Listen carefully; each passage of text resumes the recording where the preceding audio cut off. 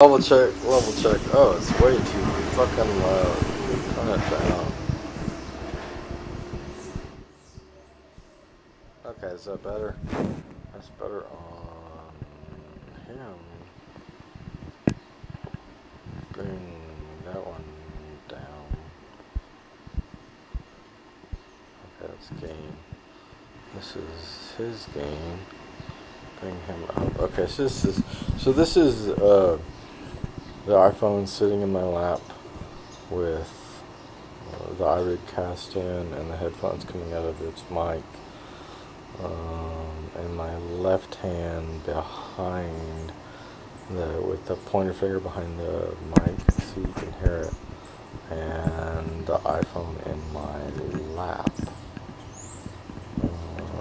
Oh shit.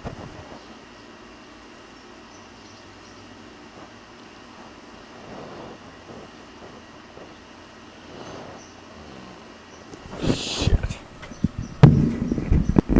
Okay, I decided to put the iRig mic cast and mine and just set it on the table. This looks like it's not too bad.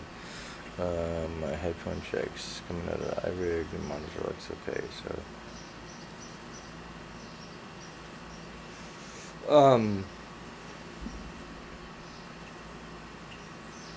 it's funny. I must put on a media somewhere the story, and I have no idea why it's as important to me now as it would be any other time. But I've been conceiving a list of top 10 most influential memories, meaning those ones you go back to the most often you think of, whether it's a person, place, or thing. It doesn't really matter. The other day I tried to write a poem called "I Fired All My Ghosts." But a day later got moved to my SD card, so I wouldn't see it. I don't want to think about it. But this particular experience, because I know it happened, and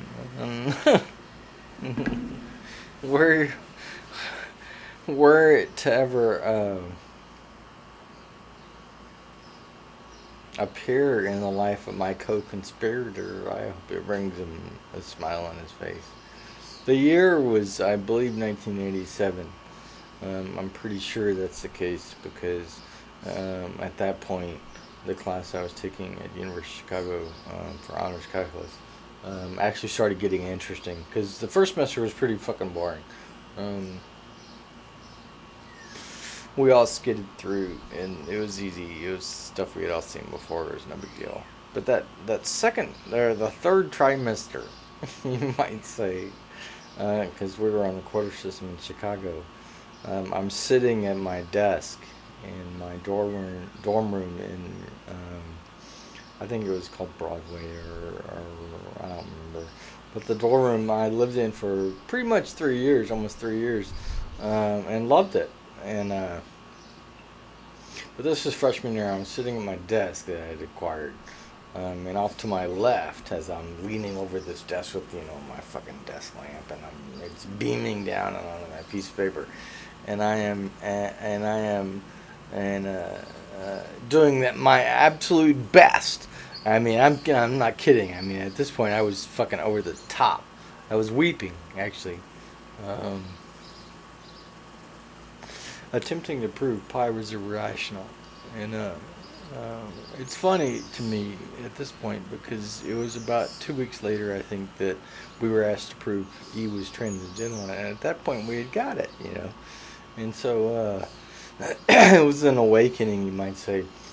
And so I'm sitting over my desk, and I'm laying there, and I got laying there, I got my papers out in front of me, and off to my left is my pot plant, and I'm telling myself, if once done, I can consume of you, you might say. There's a golden reward.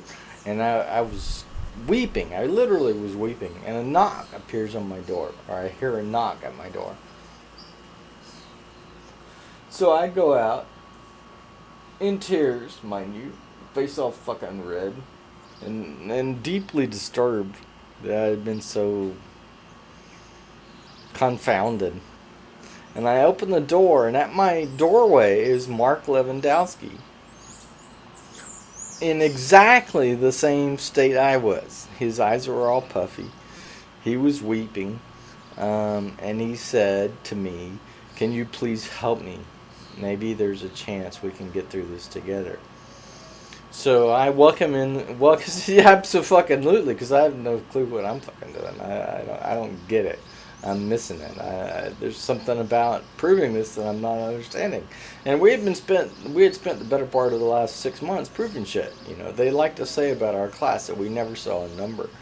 So he comes in and he sits down. I find a chair. I think it was my green one, and I pull it around, and I sit at the desk. And this is the part that I think is so poetic, and I have I don't understand, but I have no clue or recollection how we did it. But a week later, we both got A's. I'm pretty sure on our proof that pi was irrational. So somewhere between he and I, in other words, an alien being in myself, we were able to hash out the fact that if you take a circle, etc., etc., etc., it really is irrational. And I don't remember why, man. That's what's so frustrating. I remember doing the same thing with E was transcendental, but that night I was thrilled because he didn't show up. You know, I'm like, man, we got this. We figured out how to do this. And maybe